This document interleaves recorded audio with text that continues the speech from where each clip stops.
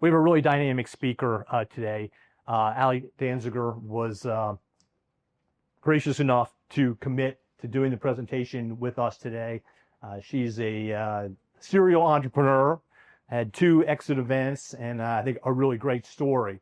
So save up your questions for the end. We are celebrating National Women's Small Business Month. So again, we're particularly pleased to have Allie with us. So without further ado, we're going to get started with our presentation. Questions, comments, I'm happy to stay afterwards and visit with anybody who has questions. Let me just give a quick shout out to our board members. If you're on the board of M&A Forum, just raise your hand, please. Okay? If you have questions about M&A Forum issues, reach out to one of these folks. They're all very well versed. They're all very dedicated. Everybody has been involved with the group for many, many years. And they'll be a great resource to you, probably as well as very good business partners. So perhaps I should get that in as well. So without further ado, I'm going to welcome Allie to join me up here. We're going to rearrange the furniture a little bit, and then we're going to go ahead and get started. Okay. Hey. Welcome. Nice to see you. Thank We have to make a quick announcement. you. Okay. There's actually somebody has parked in our parking lot that needs to move. The license plate is guitars. The Guitar. guitars, license plate. Any additions in the room? Like, you can walk out quietly and we'll look this way. Make sure. Also, quick announcement too, since I have the uninvited attention. If you have a new member tag for your new membership, please make sure to bring those back. You cannot leave with them because we're going to store them and keep them safe for you. All right. Thank you so much. Great. Gretchen Lawler, our president, right? You know. Thank you, Gretchen. Oh, and thank you, Melissa, for moving your car. So all good. No call out.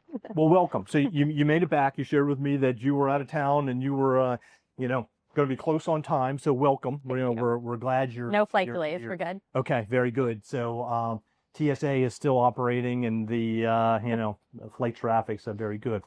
There is often a tendency for the moderator to talk, and I'm loath to talk. Everybody, no one's here to see me. They all want to hear about you. So I asked you when we visited if you would mind sharing about your background. You're, as I affectionately refer, a homer, right? You're a Houston person and a University of Texas grad. So share with our audience, just by way of background, a little bit about yourself.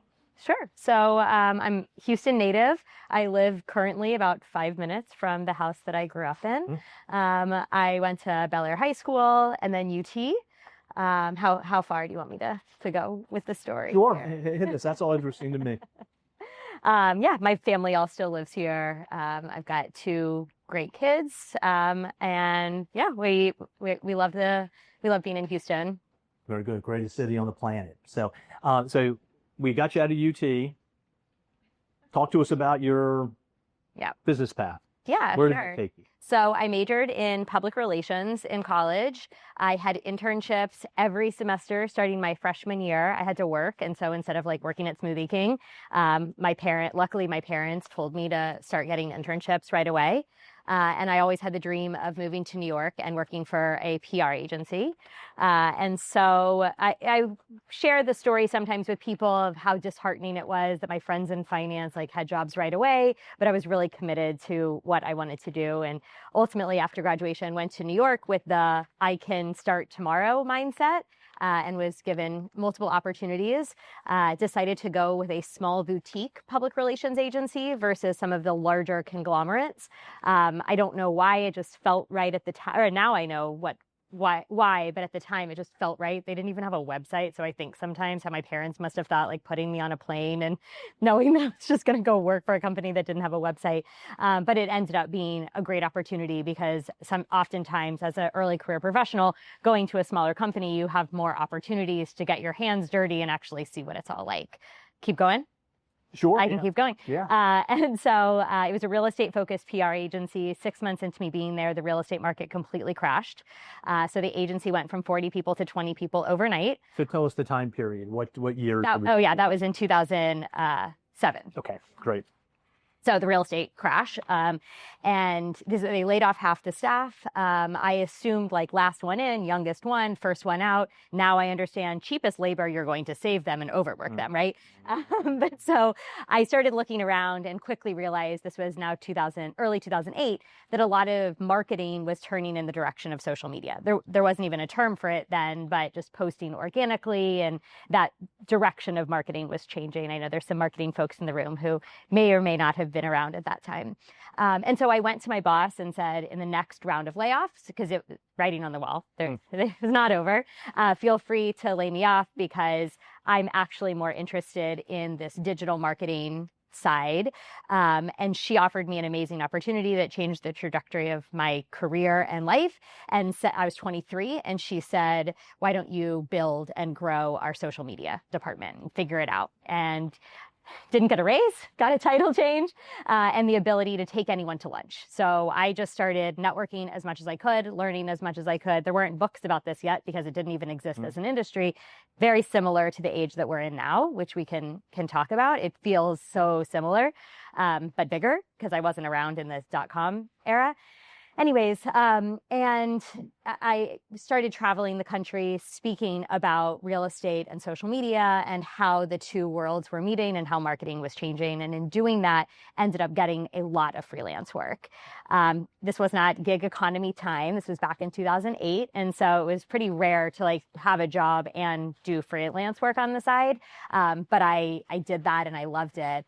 And then was met with that moment that I think a lot of entrepreneurs are met with, where I realized if I had the time to freelance full time, then I could make more money, I could have more flexibility, et cetera. So I gave myself a month. With the PR agency, we were able to regain all of the losses that the company had suffered through the social media department. So at 23, I was like running a P&L, running new business meetings. I had no idea what I was doing, but my boss and mentor ended up like really coaching me through that experience. Again, it just opened my eyes to so much that I didn't know about. Well, let's take a break there. And you were at the confluence of two, maybe three factors, right?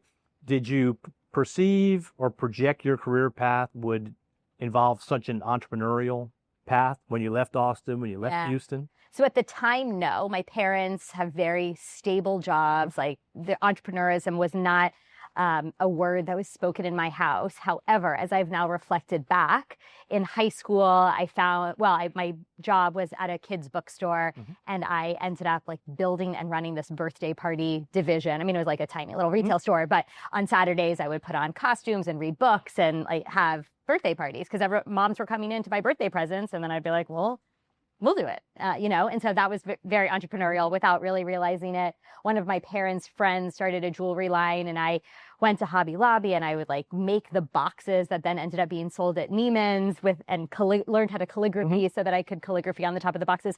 So at the time, no. At the time, it didn't. None of those things felt like an entrepreneur, but they definitely were. And those were the moments. I always tell people, build a career when time flies by, and those were the moments that I always loved. So talk about the confluence of a renewed entrepreneurial spirit and the tech, right? Because you came into your first entrepreneurial position in New York at a time when the tech was new, the technology was new. So was that something that you were inherently comfortable with? Is that something that you had to really strive to become engaged? Talk to us about how that all came together. So, I mean, even today, I'm always like first early adopter when it comes to technology, but I'm not a developer. So like, I'm not one to like go into the back end and, no.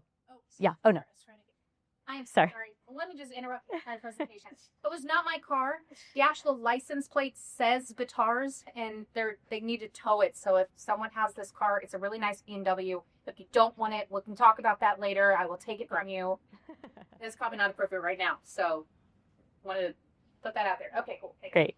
Sorry about that. That's quite right. Tech and entrepreneur. Yeah. So I'm not a developer. I wish I was, but a lot of times it's more just about me seeing the vision or the future and then surrounding myself with the people that can get into the weeds and do more of the tech enablement. I just know that A and B should connect, but I don't know how to make that connect. So, when we got together by phone to talk about the presentation, we were talking about identifying opportunities. And you've described, at least partially for our audience, your ability to spot an opportunity in your first position, actually be bold enough, at least to me, to stop, ask the question, and pursue it without expectation that there was going to be either a position for you as one of the younger people on the staff, or that they were going to allow you to pursue a new opportunity. So perhaps share with us a little bit about the thought processes and, kind of where and how you decided to go with that. And at the time. Yeah, at the time. Yeah, please. I think it was a bit of fear. It was like, I'm going to get laid off. And so fear can sometimes drive us into innovation, Fear right? Great motivator. It can be, as is ego. And so and I'll be real, part of me wanted to be that agency owner that I saw, because, just we all have egos, and I'm not scared to talk about it. And then a motivating factor of just, I knew that I wanted more for myself. And I'm an early adopter. I had the first iPad. I had the first Apple Watch and AirPods. I just like to know what's coming next. And so sometimes I don't have time to spend the time to learn those things. But at the time, spent a lot of time digging in and learning more. And it just drove me to want to be involved with what I could see as the future. Fantastic. So take us from the first position to the next step in your career path. Yeah. So I was traveling the country, doing all this freelance work and speaking, and it was a really fun experience. My boss at the time, she didn't realize what she was doing, but she was basically creating an incubator of entrepreneurs because 11 of us went on to go start our own agencies. It was a weird time in real estate. There was no money. So she knew that she couldn't pay us to do the work. And so instead she mentored us and helped us get freelance work. So it was really interesting. But so I quit my job. I gave myself a month in New York to see if I was really the type of person that would wake up early, or if, I'd go to lunch and shopping with friends. There's a lot of distractions in New York. Because I wasn't a great student, as I think many entrepreneurs aren't, A+ students. So I just didn't know enough about myself at the time. I was really young.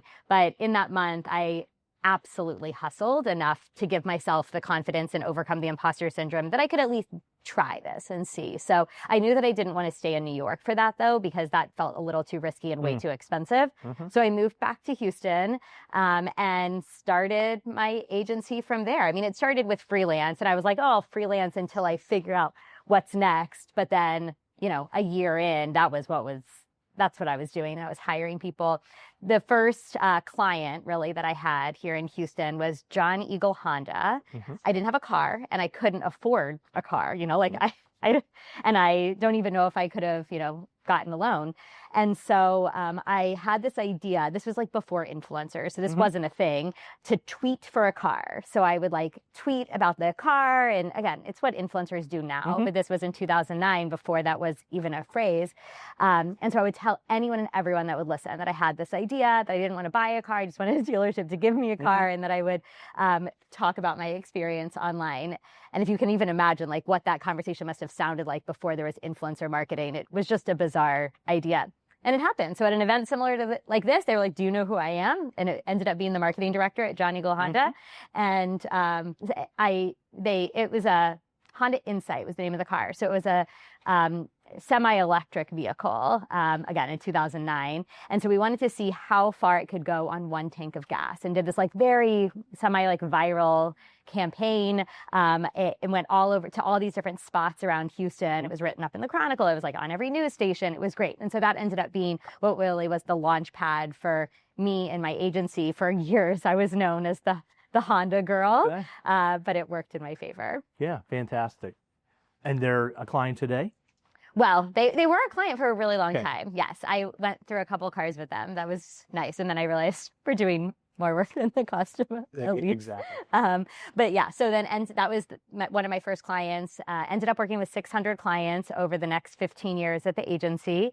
And we worked across the spectrum, mostly Houston-based clients, mostly local franchises, restaurants, nonprofits.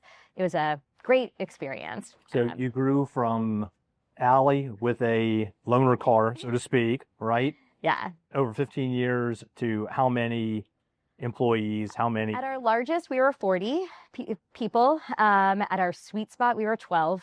And I'm happy to share more about that. But you just you grow and you ebb and you flow and you figure out what the right size is. Hired over 250 entry-level employees into that company. And because I was so young when I started, I was 24, I didn't have a lot of confidence hiring people older than me.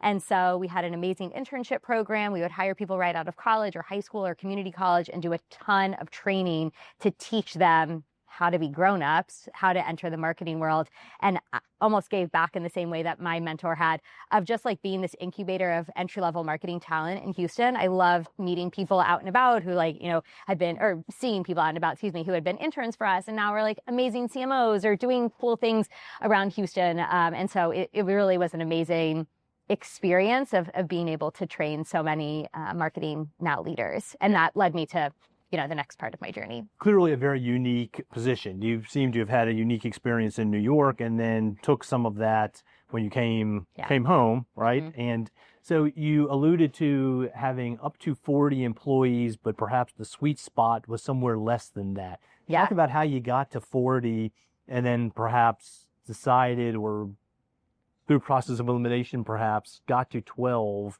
Well, 12 was earlier days. Oh, okay. Then we grew. But I just always, when I reflect back on like the best time at Integrate, it was when we're 12 people. So we were really all about culture at the company. I often say that I built bridesmaids because there were 4 different sets of bridesmaids that became best friends. They're now godparents for each other's children. They were in each other's wedding. It's beautiful. But when you work in such close proximity, as I'm sure many people here have had those experiences, they become very, very, very close. I just reflect that when we were 12, before there were levels of middle managers and vice presidents and all of that, when I had direct interaction with everyone, 12 always seemed to be that sweet spot. At an agency and many service-based businesses, you get business, so then you have to hire more people, so then you have to get a bigger space. And then you lose clients, so you have to lay people off, and then you are left with all this extra space. So then you have to get more clients to fill the space. And it always just ended up being this cyclical service-based business. And then when you're busy with all the work, then you forget to pay attention to your house, right? You forget to get the business, you forget to coach your employees or give them the mentorship that they need. They leave. It felt nonstop. But I left it. And then by the time I felt like I could solve the problems in my sleep, or I knew I could just tell what was going to happen. I could tell that a client was going to call. We were talking about this. I would know when we were about to get fired by a client. I just could see the writing on the wall about 6 weeks before it would happen. And at that point, it would be too late to recover it, or it would maybe let us extend for another 3 months or something. I would know when an employee was about to quit or leave. And so that just felt really boring to me. As an entrepreneur, I just needed more excitement and energy. I looked at buying businesses. I looked at buying real estate, just needed the next thing. And that's when I ended up selling the business. Beautiful. And we're going to talk at length about that. But one of the topics that comes up frequently at the M&A Forum is culture. Yeah. And whether it's created, whether it's organic, whether it's purposeful. It sounds like culture played a significant role in your first venture. Talk to us about culture. There were parts of it that were intentional, and parts, as I look back, that were not intentional but key to our success, and some that were detrimental to our success. The fact that I was young and didn't have a ton of experience working for other organizations, I did not have the confidence that I needed, and so I needed my hands in everything. That's hard to imagine. Sorry, by the way, lack of confidence, but I needed my hands in everything. I needed to know what was happening with clients. I didn't release a lot of control, which wasn't good for the culture, right? It didn't help people progress to the paths that I now can recognize that they absolutely were capable of. But we were all young. So again, when I say I built bridesmaids, we spent a lot of time in the office, and I spent a lot of time making sure that it was a place that people wanted to be. I don't know what it would have been like in 2025, frankly, with the hybrid work environments, but everyone was, there early and there late. And we made it fun for people to be there. Had your food and your drinks. And we did things like bring your dog to work day, bring your parents to work day. We did Freaky Friday once a year where you would switch roles with someone else on a Friday to like put yourself in their shoes and see what it was like. We did a lot of professional development and trainings and out and about networking which like, if you are, work with 24-year-olds, have a 24-year-old, they don't get exposure to those types of networking events. So to walk around a room like this in the early part of your career, that's mostly who I was hiring and recruiting. And so I would have gaggles of employees come with me to events just to see what it's like and get those kinds of exposure. That I think that was so key to our culture and our success, was that we were building future leaders of the company. Very good. So talk to us about your first exit event. We walked right up there, and now we're going to jump off that. Yeah, for sure. So didn't go to business school, didn't know how any of these things work. My husband has been in M&A, so I could see it on the peripheral, but saw it from his perspective as a banker. And so never really thought about it at that time as what it was like as a founder. Again, I was really bored. I was always talking to other agents. We specialized in public relations and social media. But at the time that I started to think about a transition or a change, marketing was changing again. So how it was changing when I started and social media was becoming necessary as part of your marketing. At that time in 2017, it was changing again, where you had to have paid search, paid boosts on social media in order to actually be found. And as much as I tried to develop that expertise in-house, I couldn't. Again, I always hired young people. I never brought in a major senior leader. I didn't come from that background, so I had never learned it. And so I was trying to recruit from the outside to bring someone in who had that knowledge, either by acquisition, probably. So I kind of got known around 2016, 2017. Allie's talking to a lot of people. She's looking to do something. And there was a gentleman that I connected with who had raised capital to buy a bunch of agencies. And so he and I went to breakfast the Wednesday before Thanksgiving, just to compare notes. And, I like to know my competitors and talk to them and see what they're up to. I hadn't raised any capital or anything at the time. And we were talking about that he's more of the introverted, wants to be back of house, handle the operations. I don't like that. I always need one of those next to me. And I'm more front of house, recruiting, sales, business development, et cetera. And so we were just joking, oh, wouldn't it be great if we merged and could do all this? And he didn't come from the agency space. He came from in-house and then thought he could build an agency from that. And so again, Wednesday before Thanksgiving, 11 o'clock, he texts me, I want to buy your agency. So it was just not part of what I had ever envisioned. The world shuts down then for the next 4 days. So gave me time to reflect and think. And I always had pictured myself as a old lady PR agency owner and my kids running this one day or something. And so it just never had. Agencies don't sell often. It just wasn't something that had been in my purview, and decided that Monday, okay, let's pursue this and see if it's something that could happen. Talk to some competitors and some other people in the industry, just to kind of check if it was a good offer. Talk to other former agency owners in Houston. There's not a lot that have sold their agencies, but those that have, took them to lunch and said, can I pick your brain? What would you have done differently? But the transaction, it was the Wednesday before Thanksgiving, and the transaction closed January 16th, 18th, something like that. So it was a pretty quick turnaround. The company was never built to sell. So my gym, my car, my vacations were run through the business, even clothes sometimes would be a business expense. So it took a little bit to untangle some of that. Lesson learned. Right. But it ended. And so that's how that all happened. Ended up getting an amazing lawyer that really helped me through the experience. As I mentioned, my husband came from an M&A background, so he was able to be a very helpful confidant, obviously, during that, because he knows how these things go. And happy to answer more questions, but I don't know where you want it to go. Yeah, well, let's go in this direction. We always talk about building the team. Yeah. And, I feel very fortunate we can point out in this room, you can build a heck of a team out of the folks who were just in this room. It sounds like you had operational control from day one. And you had operational control more or less at day end, right? Yeah. Until you were in a position that you felt you needed to build your team. So some of those people are necessary. Lawyers are necessary evil, right? It sounds like you had good help at home. Yeah. Who else did you? Some of your competitors, it sounds like you Yeah. enlisted in at least valuation issues. Who else did you look to for advice? So at the time, I was in EO, Entrepreneurs Organization, and that my forum, if you're familiar with EO, was incredibly instrumental in that. I mean, Good. I sent them a text message. Oh my gosh, that Wednesday, like, OMG, this just happened. By Tuesday, we all sat around a table, weighed the pros and cons, had a couple bottles of wine. I mean, that was a very meaningful experience throughout my whole career. My EO forum had been very, very helpful in moments of both celebration, crisis, confusion, everything in between.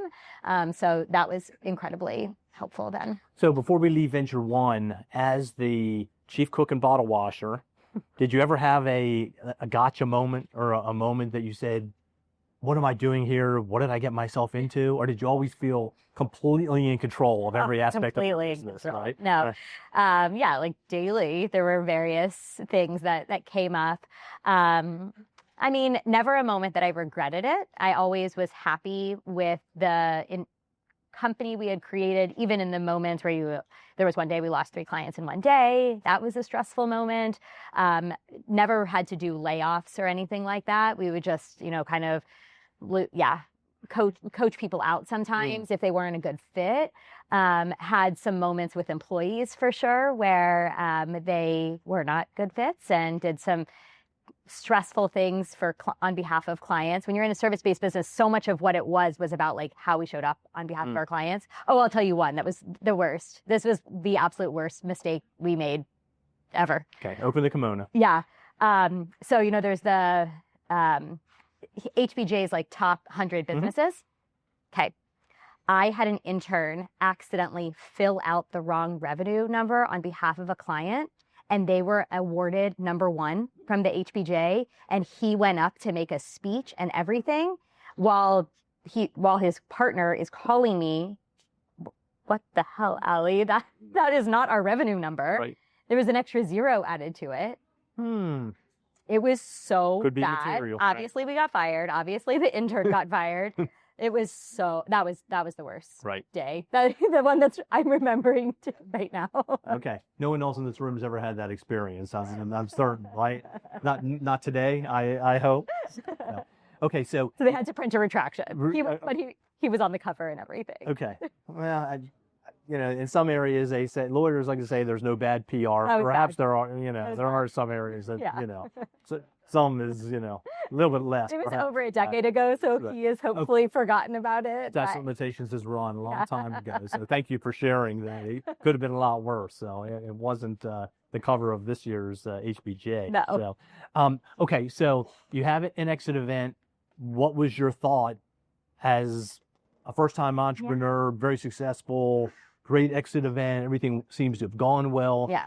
What was your thought about what you were going to do from there? Yeah. So, I mean, my whole team came over. So that was really important to me. My team was celebrating alongside me. They all got, were upside in the whole transaction as well. So that was excellent. I was nervous. I didn't know if people would leave, want to be part of a larger organization, want to be part of it, not just PR and social media company, but an entire multi-channel marketing agency. So that was the first big win. My mindset was not ready. So I did not really realize what I was getting myself into. This had been my baby for over 10 years. I had put everything into it. I had my first baby at this point, but still, actually, I'll tell another story about that in a second. But my mindset was that I was going to get to keep running the show, and that's just not what happens after you exit. And so it was a bumpy experience because I wasn't prepared enough as a founder for what that would look like. And now that I've gone through it again, I can see where my missteps were that I thought were my co-founder or my partners. And so I learned a lot about myself going through it a second time. But in my mind, I was going to be like running the whole show. And again, that was not the case, but we were able to really grow and build an amazing brand and legacy for the company that I'm really proud of. So what's the Work with great- takeaway? Sorry. Oh, yeah. What's the takeaway for anyone here who's looking towards an exit event as an entrepreneur? How Once do they you describe sell, themselves? it is their company. It is not your company. So they get to decide what services you offer, what product you offer, what people are working there, how it's positioned. It's their company with your baby or your asset now under their umbrella. So there were choices I didn't agree with necessarily. There were some choices that I had there were a lot of choices that I had autonomy in, but since we're being honest and transparent in this room with fellow founders, there's a lot that I led, you know, without him. And many days we didn't even talk because I was, you know, running the show. But at the end of the day, there were things that I didn't agree with, and it made sense to him. Was he hands off, or and allowed you to run with it until he said no? Until I did. Okay, Yep, right, exactly. okay, Which is all right. which is hard. It is hard. Yeah. Sometimes, you know, perhaps a framework lends itself, you know, Yeah. just room to play bumper pool or, Yes. you know. And I saw someone in the room, I think I saw a name tag with EOS on it. But I very much believe in the EOS framework. I've had many EOS implementers one implementer, that's worked with me now 4 different times in 4 different organizations. And I believe in that so much to open up the clear transparency and accountability for what everyone needs to be responsible for. And as I reflect back on that, had we really gone through that exercise together, I did it with the team, but we didn't collaborate on that before, to know what you're responsible for, what you're accountable to, who's the visionary, who's the integrator, what does that mean, where do we split sides? Sorry, I'm giving you like basically a great commercial. Go talk to her if you want to learn about EOS. But I love it, and that is probably my biggest regret of how we could have integrated the organization better. Okay, so how long did you stay? So I stayed for 3.5 years, signed a 4-year earnout, never do that again. Lesson learned to all, don't sign a 4-year earnout. But was able to end up, you know, negotiating whatever. But it was tough only because there was parts of the experience that I didn't want to be there anymore, and I was there because of the earnout. But I'm glad that I stayed for as long as I did, because we were able to fully transition into the vision of what we had created before I left. And then I was able to also give myself the time and space to figure out what I wanted to do next and start that next venture. So rather than picking the scabs about the end of the earnout, let's talk about the next venture. Yeah. All good stuff. Yeah, for sure. So it was 2020. So lots of people were doing lots of soul searching and thinking about what's next throughout 2020. That summer, because as I shared earlier in my story, I hired mostly entry-level employees. So I recruited from all 18 universities in Houston, mostly in the marketing departments. So that summer, those teachers were calling me, my students didn't get their job or their internship was rescinded. Or, can you come talk to these students? They don't know what to do. And so I was teaching a lot of courses with my friends who were teaching. I wasn't teaching the courses. I was coming in, like, just being a speaker to their courses. And then I would coach and mentor the young professionals in the afternoons. And so I started blocking off my Fridays just to talk to these young professionals and help them through this. Like 2020 for recent grads was horrible. I mean, and so as I also mentioned, I always coach people, build a career when time flies by for you. And those Fridays just flew by. I would come out of my home office, my husband and I would open up a bottle of wine and I'd be like, why are there no podcasts for these kids? Why is there no book? Why is there no resource that I can send them to besides me? Like, how am I all they have? Their parents are busy dealing with their own COVID stress. And so ended up starting a business, again, similar to when I started the first business. Like, I didn't go out to intentionally start a business yet, but turned those Friday mentoring sessions into cohorts, into talking to them in group coaching sessions, and then matching them with my business owner friends and saying, can you just take this intern on? Here's some projects that they could work on, and they would transition every month. Well, after December, so the cohort lasted from September through December of 2020, 3 of my business owner friends that had taken interns with me said, I don't know what you just did, but these are the best people who've ever worked for me. They show up, they know exactly what to be accountable for. Here's money, go build something, because this can be something. I mean, it didn't happen as easily as that. I can actually give you the realer story of that. But basically 3 of them said, let's do this, which was amazing. And so then in January, I ended up finding 2 co-founders. I was still running Integrate at the time, but one of them was my cousin. He worked in his career services in college, and he was kind of between jobs. So I was like, I don't know if this is going to be anything, but you're so good working with the kids. I'm not as good working with the kids as you are. Can you come do this with me and coach with me? And then my parents had, were proud of me and posted something on LinkedIn about me. And then that connected me with my dad's friends, son's wife, something like that. And so she called me for like a 15-minute, just want to hear what you're doing. We ended up talking for 2 hours, and she was also looking to leave her job. And so asked if she could join for straight equity, just to learn and help and figure it out. And then if it worked out, we could go from there. So in January, we were off to the races to build something. Didn't know quite what we were building, but it was just at the time us on Zoom coaching these young professionals and pairing them with paid internship opportunities. Then kept growing from there. I kept raising money from there too. So we had some amazing supporters to help us get to where we needed to go.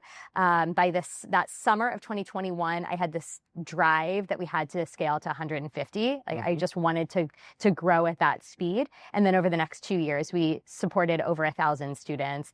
Coaching, training. We built a asynchronous training platform as well as a matching algorithm. So it's kind of like a dating app. So as you go through training, we're collecting data and information on the learner and then put that into an algorithm that's like swipe left, swipe right for an internship.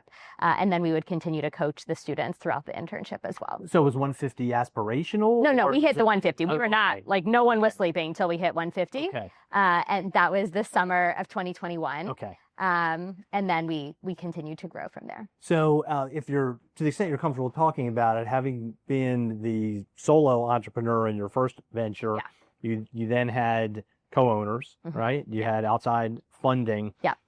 Any words of wisdom to share with this group about differences or Absolutely. maybe things to look out for? And first one's a little bit easier, right? First one is easier, lonelier, and I didn't have the support. So it really is you by yourself, right? Like I had my EO forum, had my husband, I had friends, but like you're really on the journey by yourself. And I did have an integrator at the agency who really was an amazing number 2 and like really great at helping to make sure that all of the ideas that I had were executed flawlessly, but she wasn't in it in the same way that a co-founder really can be. And so when I went to do the second one, I knew that I wanted to raise money, that I knew that I wanted to have another exit. So that was also like, I want to do this again. I want to do it, all the lessons learned. I want to do it smarter. So if I know I'm going to have an exit and I want to do it fast, like, because I really want that experience, then I have to raise outside capital. And I had big dreams of what Ampersand could be. And so again, to do it fast, my whole mindset was like, we have to do this before Google does, because I'm not doing anything all that innovative. So we just have to beat Google. And we did. Like Google's now a client. So, we work with them. And so had to raise outside capital, didn't want to do, and also just didn't want to do it by myself. I knew from EOS, from enough like business coaching, that I am a visionary and I have to have an integrator by my side. And also with this business, while I enjoyed speaking with the students, I'm not a coach by trade, and I'm much better talking to business owners and fundraising and getting the businesses to be on the platform. So I needed someone who was really a coach and could build out the curriculum and really work with the students in a way that like is not my specialty. Right. So I introduced you as a serial entrepreneur, and you highlighted the fact that in your second venture, you knew you wanted an exit event. And the business coaches always preach to prospective entrepreneurs, you should think about day one of your business and day end of your business. But I think it's actually rare that someone walks in day one and is thinking about the exit. Yeah. So what was it? Was it a function of your first experience? Was it a function of your ability to scale? Or how do you think you came to that conclusion so early? That I knew I wanted to have that other exit? Well, just because of some of the lessons that I knew I had done incorrectly, like having my car and all of that run through the business, not having the finances all set up perfectly auditable. I just knew that things that were valued in the exit were things that I needed to set up from day one. Okay. Well, I'm going to very conscientious of everybody's time, but I want to make sure we get through your business journey. Yep. So, new venture, outside capital, other interested operational folks. Take us to your next exit event. To the exit? Okay, yeah, sounds good. So we were running out of money and about to raise our Series A. And so I was probably going to raise 5 to 7 million, and I had raised about 2.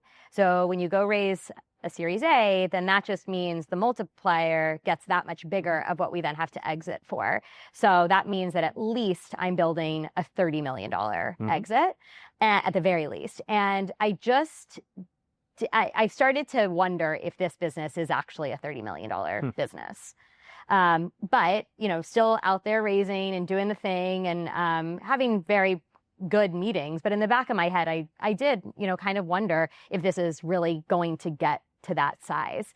And that's not again, like I'm being honest in this room, it's not a fun feeling because you think it's $100 million business when you go out to create it. But then we were really struggling with everyone believes in this. Like I'm sure, as you guys heard, that we say that we teach young professionals how to be grown-ups. We teach them how to send a calendar invite, how to show up to a meeting, what to wear, how to negotiate a job offer. Like it all sounds right. You can think of an intern who didn't have those skills and how it could have been more applicable in your business, in your career, in your kids, whatever. So always got the most positive feedback.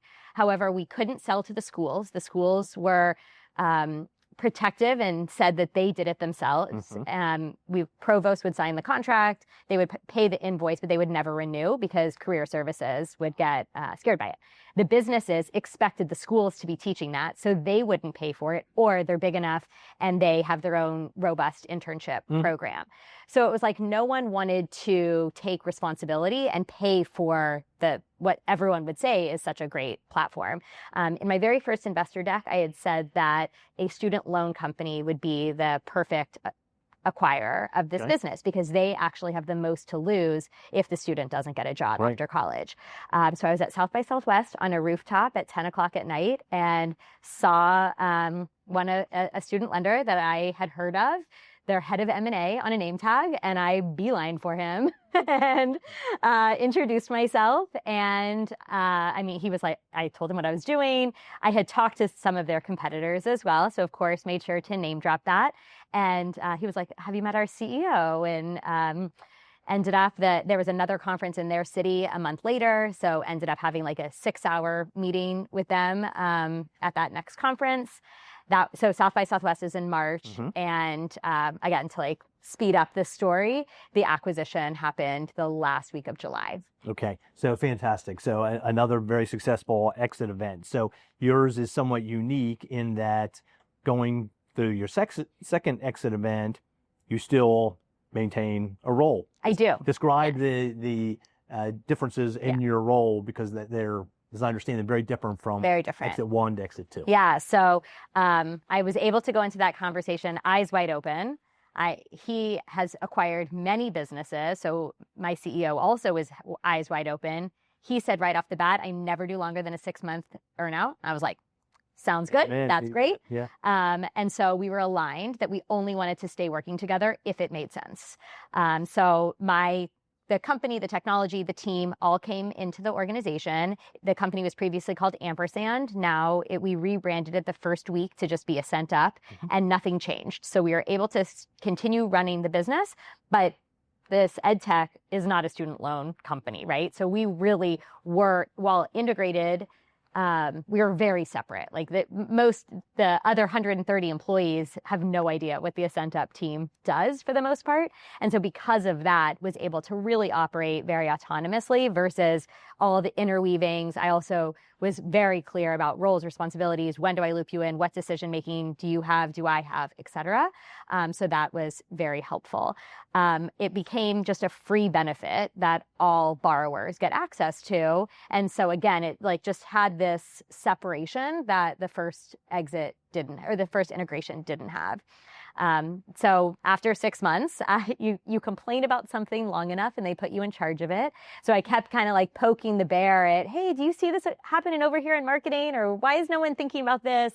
Why is no one doing this? And so after 6 months, I joined the marketing team as well to lead their product and brand marketing. And then because like entrepreneur, we just keep raising our hands for things. I just joined the executive leadership team as CMO now. So keep finding new ways to learn and add value at the company in a way that if you had asked me a year ago or 2 years ago specifically, I definitely would not have thought that I would still be here. But I really enjoy the challenges and it's been a good experience. And I'm there because I like it, right? Not because I have to be. Exactly. Yeah. So it seems seemingly dramatically less difficult the second time than perhaps the first time. And so I'm excited for number 3. Okay. And I asked Allie if she's comfortable addressing that. Let's talk about that. No, You said you would. Yeah, no, I'm happy to. I don't have an idea, so I'm not starting anything today. I promised I have a 8 and 7-year-old. I promised my husband that I would not start another company until my youngest was in middle school because founders in the room, like, work 100 hours. And it's just, I know that about myself. I know that I'll do it and I love it when I'm in it, but not what I'm looking for in my life right now. So I'll do it again, but I don't have an idea. So I have to wait until the new idea comes. I also, as I mentioned, with going back to like the first story, when I started the social media department and I could see that the industry was changing and I had the time to dive in to learn it and become the expert. We're there again with AI, and AI is changing everything. And I see so much opportunity and so much innovation happening. Part of me wishes I was like deep in it, like 25 again, figuring all these things out. But I'm not. And I'm excited for where things are going to kind of fall out in the next couple of years. Not fall out in a bad way, but like settle down. Sure. There will be a little less innovation. A leader will emerge. So I'm excited to kind of rejoin the entrepreneurial world at that time. Okay. So before we morph to questions for a couple of minutes in our remaining time, do you have a pithy takeaway to all of our entrepreneurs in the room and anyone's looking for an exit event? I think oftentimes for entrepreneurs, we wait until everything is perfect. We wait to launch until you've got the perfect website, you have all the clients you thought you were going to have, you have the right team, and that just doesn't happen. It doesn't, like, that's just not life in anything. If you just wait, you'll literally miss out on every opportunity. And so my advice is always just to do it. Same thing with an exit too. Like, it may not be the most perfect exit that you always envision, they never are, but if it feels right, if there's doubt, and don't do it. But when you know, and I just recommend to take the leap. Okay, very good. Fantastic. Gretchen has a microphone. Does anybody have questions they'd like to ask? I feel bad. Allie? My back was to you guys the whole time. Allie, thanks so much for having me.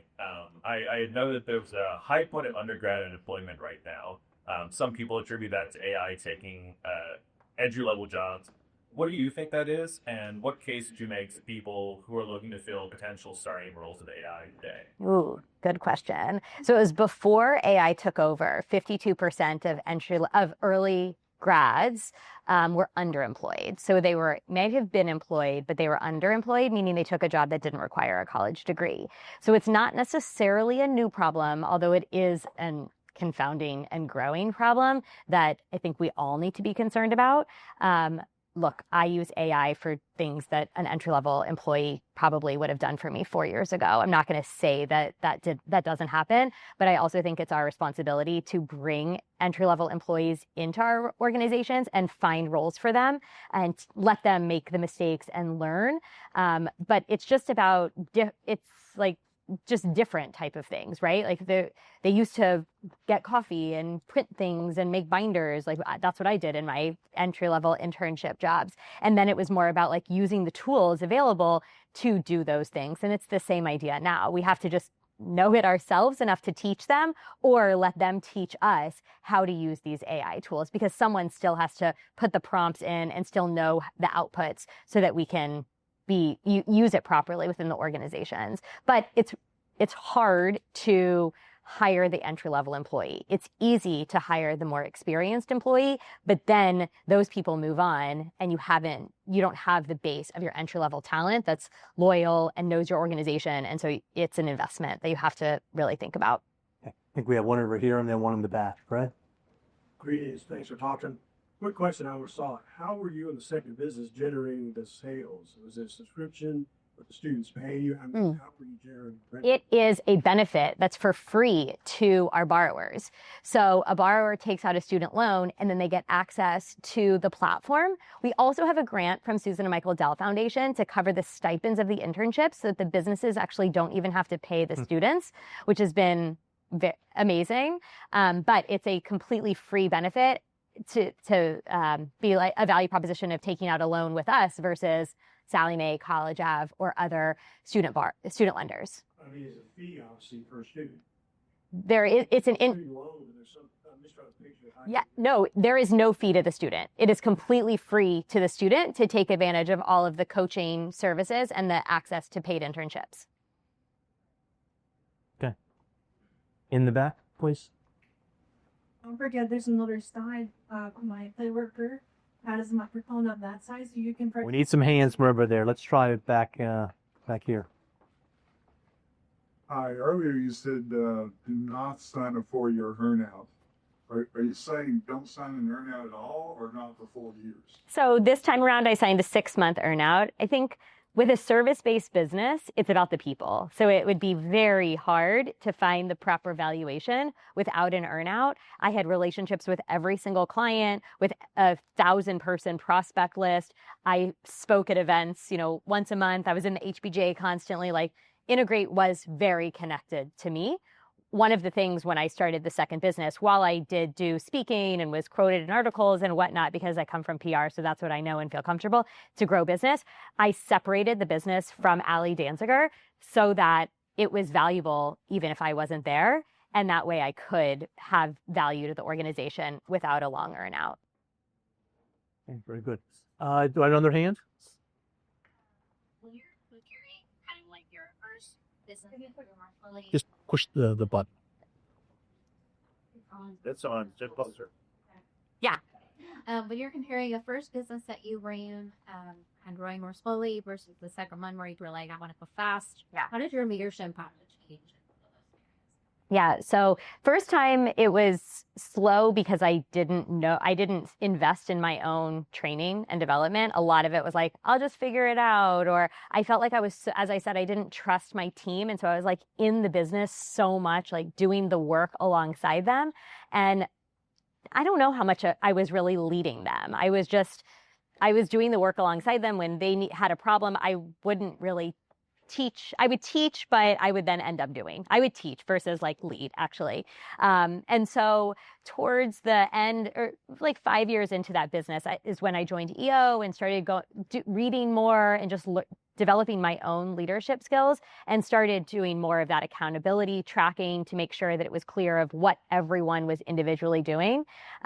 Second business, I was so intentional about that. Like, we set up EOS accountability charts from literally day one. With my two co-founders, I remember they were in Houston early January, and we, on a whiteboard, made it crystal clear as learners move through the experience, as employers move through, as investors move through, what is every single person's responsibility. And we would not get into each other's swim lanes. And we were moving so fast, we just had to trust each other that everyone was working with the best intention and with the best that they could with the information that they had at that moment.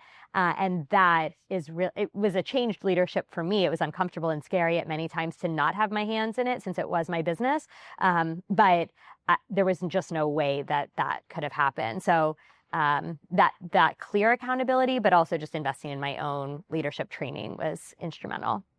Okay, we're going to try to get everybody out of here on time. I want to thank Allie very much for joining us. So appreciate the sage advice. We have the room for a little while longer. Please stay, network, netweave. Say hello to our new members, our guests. We'll look forward to seeing you on an abbreviated schedule. We are bumped up in November because of Thanksgiving. Okay, so check your calendars for our next meeting, and we'll look forward to seeing each of you all then. If not, happy holidays. So thank you. Thank you. Thank you very much. Really you. great. That was good. You make my job so, you know,